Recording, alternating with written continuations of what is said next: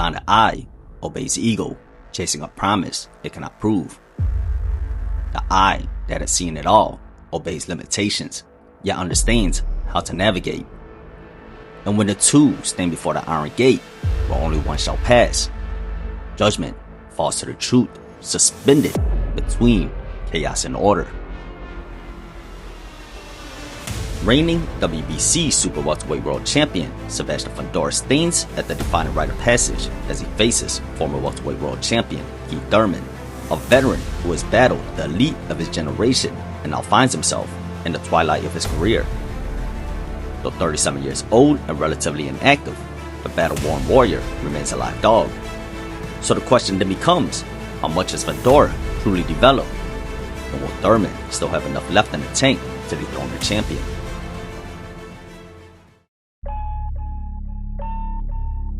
Keith one-time Thurman is the thinking man's boxer puncher.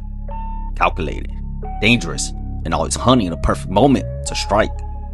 At his core, Thurman is a confident, patient operator with stopping power.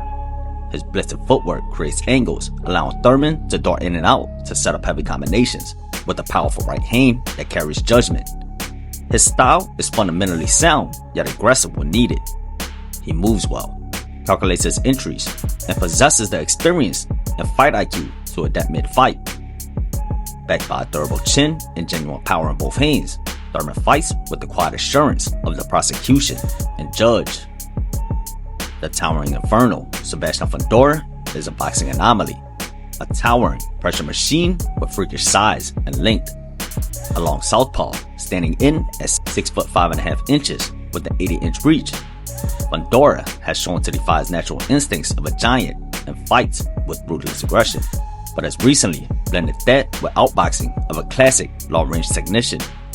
He controls and dictates range behind the telephone jab, then storms opponents from every angle with his menacing combination. His style is chaos wrapped in physical dominance, a non-stop machine fueled by exceptional stamina and action. Quick, Jonathan's in the back. Protect yourselves at all times and listen to my commands. Touch them up. These two are ready to go to war in the main event for the 154-pound title. Foresight crowns the battle-worn general, tempered by limits. Boldness belongs to the rising commander, shadowed by uncertainty. Thurman enters the fight knowing his limitations and how he can push his engine. And given a 5-foot height and 11-inch reach difference, the intelligent thing to do is not test Fundora in the turmoil of a shootout, knowing very well that Fundora's volume will drown him in the second half of the fight where his legs will falter, but rather pull the longer main in to make his punches count.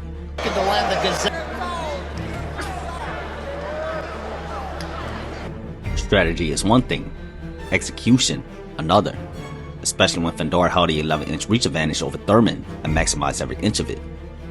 Fundora kept the jab pumping from the outside, careful not to stop him more than necessary. And 2 fights in 6 years. Yeah, that's it. He's just giving the opportunity for Fundora to land that left hand. He used the jab primarily as a controller rather than aiming to land every punch. By constantly pumping at Thurman's face and guard, he confined Thurman, drastically cutting his options. This forced Thurman into constant lateral movement, denying him the ability to stand his ground and set his feet. This restricted Thurman from picking his point of attack. To land that, but that's what you want to do if you're Thurman. You want it stay.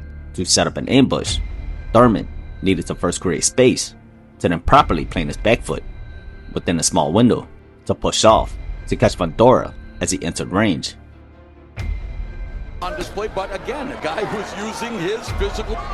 Can he, though, mount offense? That's the thing. How many of those big shots can you? Creating the necessary space and timing proved extremely difficult for Thurman for several reasons. In the open stance battle, Fundora effectively shut down the middle lane with his guard and bladed stance. Thurman not only had to get past Fundora's long lead hand, but also his back as well. This challenge was compounded by Fundora's significant reach advantage and the large distance that needed to be closed. With strong jab control, Fundora was able to hold the center of the ring, so when Thurman pulled the trigger, Fundora simply pulled straight back. Best chance for the belt. Tallest super welterweight champion in history. There was a. This forced Thurman to focus on stepping in and trying to come around the guard. Yeah. Get him up a little bit. He is wide open to be finished. Oh, and the lunging right hand. But in the plunge toward the pit is where the fire sears back. At MGM Grand Garden Arena. Oh, there's a couple of right hands. Thurman's lunges caused overextension, and combined with his looping hooks, left him completely exposed down the middle. Right, Brian. You have to fight in a way you're not normally customary or comfortable doing. Jones Jr. actually said that he Left hand by Fundora. Those gloves did not touch the canvas. believes in many go. There was a shot. Having established dominant control of distance and shutting down Thurman's offense, Fundora began to pick up the pace, still working behind the jab, but now putting more firepower behind it, applying even greater pressure. For Thurman, They eat, live, and breathe boxing, the Fundora family. And Thurman, and despite Tony Morgan telling Thurman to go to your left, he continued. Can he control rounds and control the terms of the fight? yeah, more than anything that. Things kept getting worse for Thurman as the aggression and tempo only continued to rise, the violence never letting up. Once Fundora puts his foot on the gas, he doesn't ease off, he only presses down. But I think he will have more. Against a reach and height disadvantage like this. Oh, uppercut by of his fights, tracked by concubines, going back 19 fights. At this point, Thurman was reduced to looking for single haymakers between Fundora's combinations as he opened up. But that too had little effect. The reality was clear. He would have to be at the mercy of Fundora's onslaught and somehow win by taking 3 to lane 1. Fundora just jabbing his way in. Thurman, just his second fight at 100.